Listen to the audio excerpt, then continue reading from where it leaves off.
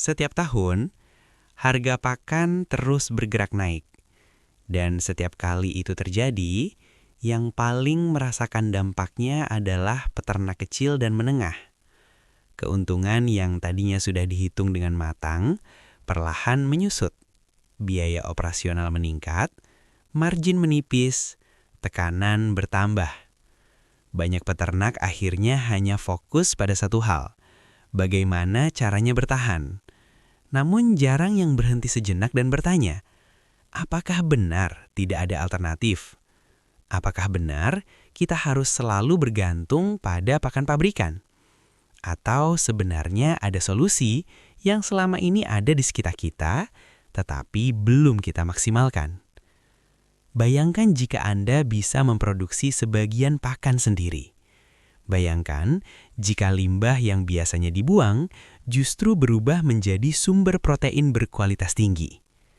Lebih mengejutkan lagi, prosesnya tidak membutuhkan mesin mahal, tidak membutuhkan lahan luas, dan bisa dipanen hanya dalam waktu 2 minggu. 2 minggu. Dalam dunia usaha ternak, 2 minggu adalah waktu yang sangat cepat. Dan solusi itu bernama Maggot. Mungkin selama ini Anda mendengarnya sekilas. Mungkin Anda pernah melihatnya di media sosial, atau mungkin Anda masih ragu karena dianggap kotor dan berbau. Tapi hari ini kita akan membahasnya secara objektif, secara teknis, dan secara realistis.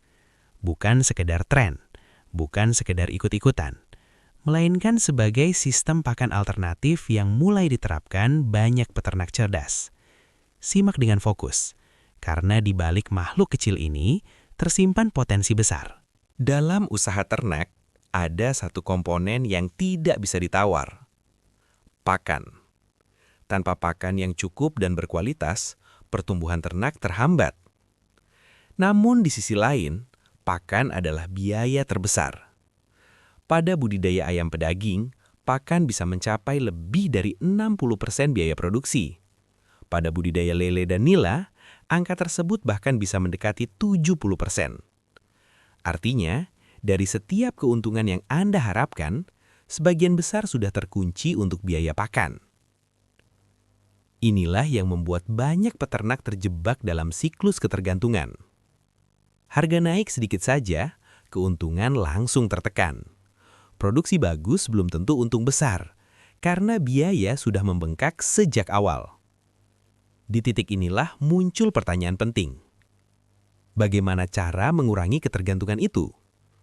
Jawabannya bukan berarti mengganti seluruh pakan pabrikan, tetapi mencari sumber protein alternatif yang bisa menekan biaya secara bertahap. Maggot menawarkan solusi tersebut. Kenapa? Karena siklus produksinya cepat, bisa dibudidayakan secara mandiri, menggunakan bahan yang mudah didapat, kandungan proteinnya tinggi, dan bisa diproduksi secara berkelanjutan. Bayangkan, jika 20 hingga 30% kebutuhan pakan Anda bisa digantikan oleh produksi sendiri. Itu bukan sekedar penghematan kecil, itu adalah langkah menuju kemandirian. Selain itu, Maggot bukan hanya soal pakan murah, ia juga membantu mengatasi masalah limbah. Limbah kandang yang biasanya menumpuk bisa dimanfaatkan sebagai media. Artinya, satu sistem bisa menyelesaikan dua masalah sekaligus. Masalah biaya pakan dan masalah limbah. Efisiensi seperti inilah yang mulai dilirik banyak peternak modern. Sebelum membudidayakan sesuatu, kita harus memahami karakter dasarnya. Maggot yang dibudidayakan berasal dari lalat black soldier fly. Lalat ini berbeda dengan lalat rumah. Ia tidak hinggap di makanan manusia. Ia tidak tertarik pada sampah basah dapur seperti lalat biasa. Dan lalat dewasa bahkan tidak makan. Masa hidup lalat dewasa hanya sekitar 5-8 hari. Tugasnya hanya atuh, berkembang biak. Betina akan bertelur di dekat sumber bahan organik. Telur inilah yang kemudian menetas menjadi larva. Dan pada fase larva inilah nilai ekonomi sebenarnya muncul. Larva atau maggot memiliki kemampuan luar biasa. Ia dapat mengurai limbah organik dengan sangat cepat. Dalam beberapa hari, volume limbah bisa menyusut drastis. Bukan hanya menyusut, tetapi berubah menjadi biomasa protein tinggi. Secara alami, maggot memang diciptakan sebagai pengurai. Artinya, ketika kita membudidayakannya, kita hanya mengoptimalkan proses alami tersebut. Inilah yang membuat sistem ini terasa logis dan berkelanjutan. Kita tidak memaksakan sesuatu yang tidak alami. Kita hanya mengelolanya dengan sistem. Siklus hidupnya relatif singkat. Telur menetas dalam 3-4 hari, larva tumbuh dan membesar dalam 10-14 hari, kemudian masuk fase prepupa dan berubah menjadi lalat. Dengan memahami siklus ini, kita bisa mengatur jadwal produksi. Jika dikelola dengan baik, panen bisa dilakukan rutin setiap minggu. Dan karena siklusnya cepat, jika terjadi kesalahan, kita bisa segera evaluasi dan memperbaikinya pada siklus berikutnya. Kecepatan inilah yang membuat budidaya maggot menarik. Cepat belajar, cepat evaluasi, cepat panen. Namun, meskipun terlihat sederhana, ada prinsip dasar yang tidak boleh diabaikan. Manajemen kelembapan, kualitas media, kebersihan lingkungan, dan ketepatan waktu panen. Memahami dasar biologinya akan membuat Anda lebih siap memasuki tahap teknis di bab berikutnya. Karena budidaya yang berhasil bukan hanya soal memberi makan, tetapi soal memahami siklus hidupnya. Salah satu kesalahpahaman terbesar tentang budidaya maggot adalah anggapan bahwa maggot hanya bisa dibudidayakan menggunakan sampah dapur. Anggapan ini tidak sepenuhnya benar.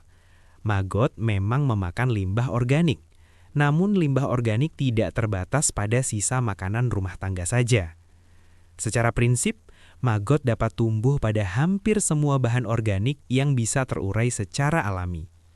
Beberapa media yang umum digunakan antara lain limbah sayuran dan buah dari pasar, ampas tahu, dedak atau bekatul, limbah pertanian, ampas kelapa, kotoran ayam, kambing atau sapi. Yang perlu dipahami adalah kualitas media akan mempengaruhi kualitas maggot. Semakin baik kandungan nutrisi dalam media, semakin baik pula kandungan protein maggot yang dihasilkan. Namun, ada hal penting yang harus diperhatikan. Tidak semua limbah bisa langsung digunakan.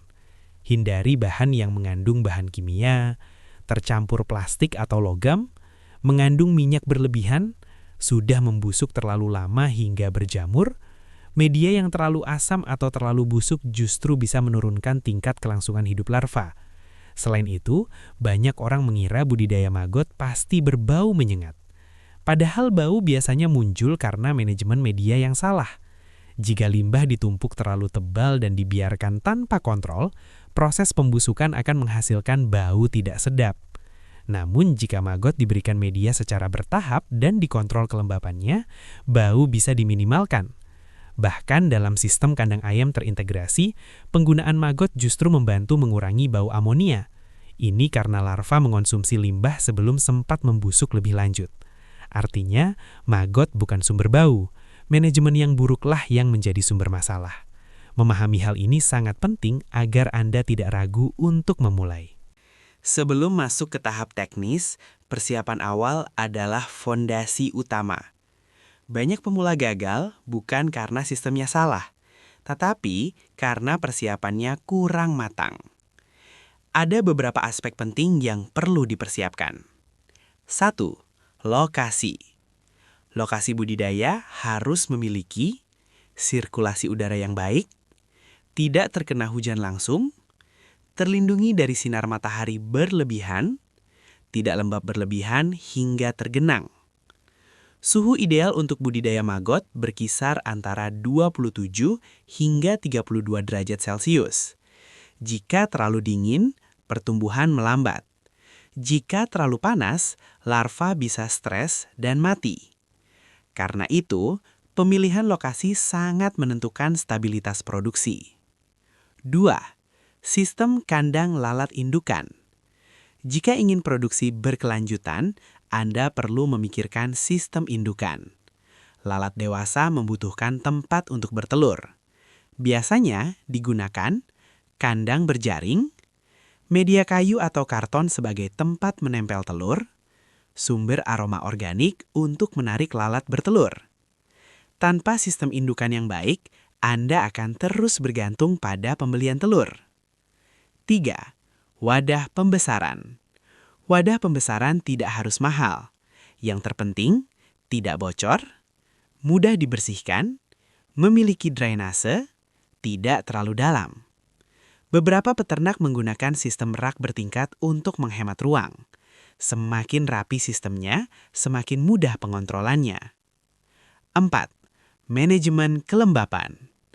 Ini salah satu kunci keberhasilan. Media yang ideal memiliki tekstur lembab tetapi tidak berair. Jika digenggam terasa menggumpal namun tidak meneteskan air, itu kondisi yang baik. Kelembaban yang tepat membuat larva aktif dan cepat tumbuh. Persiapan yang matang akan membuat proses berikutnya jauh lebih mudah. Sekarang, kita masuk ke tahap inti, proses budidaya. Tahap 1. Penetasan telur. Telur BSF biasanya berukuran sangat kecil dan berwarna krem. Telur diletakkan di tempat kering namun lembab. Waktu penetasan sekitar 3 hingga 4 hari. Selama masa ini, hindari percikan air langsung, paparan sinar matahari, perubahan suhu ekstrim. Jika suhu stabil dan kelembapan terjaga, telur akan menetas hampir bersamaan. Penetasan yang serempak memudahkan pengaturan umur panen. Tahap 2, fase starter, hari 1 hingga 5. Setelah menetas, larva masih sangat kecil. Di fase ini, pakan harus halus dan mudah dicerna. Jangan langsung memberikan media dalam jumlah besar. Pemberian pakan bertahap membantu menjaga kualitas media tetap segar. Fase ini sangat penting karena menentukan tingkat kelangsungan hidup larva. Tahap 3, fase pembesaran intensif, hari 6 hingga 14. Memasuki hari ke-6, larva mulai menunjukkan pertumbuhan pesat. Mereka makan dengan sangat aktif. Di fase ini, tambahkan media secara bertahap. Jaga ketebalan media maksimal 5-10 cm. Pastikan sirkulasi udara cukup. Jika media terlalu tebal, bagian bawah bisa kekurangan oksigen dan menimbulkan bau. Jika terlalu tipis, pertumbuhan tidak maksimal. Larva yang sehat akan terlihat aktif bergerak dan berwarna cerah. Dalam waktu kurang dari 2 minggu, ukuran tubuhnya bisa meningkat berkali-kali lipat. Proses ini menunjukkan efisiensi konversi limbah menjadi protein. Tahap 4, menjelang panen. Menjelang usia 14 hari, larva mencapai ukuran maksimal. Inilah momen penting untuk menentukan waktu panen. Jika dibiarkan terlalu lama, larva akan memasuki fase prepupa dan berubah warna menjadi gelap. Fase ini lebih cocok untuk dijadikan indukan, bukan untuk pakan utama. Karena itu, ketepatan waktu sangat penting. Panen yang tepat menghasilkan maggot dengan ukuran optimal dan kandungan nutrisi maksimal. Setelah melalui fase pembesaran selama kurang lebih 2 minggu, maggot memasuki tahap siap panen. Namun, panen bukan hanya soal mengambil larva dari media. Panen adalah momen krusial yang menentukan kualitas akhir. Maggot siap panen biasanya berusia 14 hingga 18 hari, tergantung kualitas pakan dan suhu lingkungan. Ciri-ciri maggot siap panen, ukuran sudah maksimal, warna putih krem atau sedikit kekuningan, gerakan aktif dan responsif, tekstur tubuh padat. Jika panen dilakukan terlalu cepat, ukuran belum optimal dan bobot produksi lebih rendah. Jika panen terlambat, larva masuk fase prepupa, ditandai perubahan warna menjadi lebih gelap. Pada fase prepupa, kandungan nutrisi mulai berubah karena energi digunakan untuk metamorfosis. Karena itu, ketepatan waktu sangat penting. Metode panen. Ada 2 metode umum. 1. Panen manual. Larva dipisahkan dari media menggunakan saringan atau ayakan. Metode ini cocok untuk skala kecil hingga menengah. 2. Sistem self-harvesting. menggunakan wadah miring sehingga prepupa naik sendiri ke jalur panen. Metode ini lebih efisien untuk skala besar. Pengolahan hasil panen. Setelah dipanen, maggot bisa dimanfaatkan dalam beberapa bentuk. Maggot segar, langsung diberikan ke ayam, lele, atau nila. Keunggulannya, nutrisi utuh dan tidak memerlukan proses tambahan. Namun, maggot segar tidak tahan lama. Harus segera digunakan atau disimpan di suhu dingin. Maggot kering.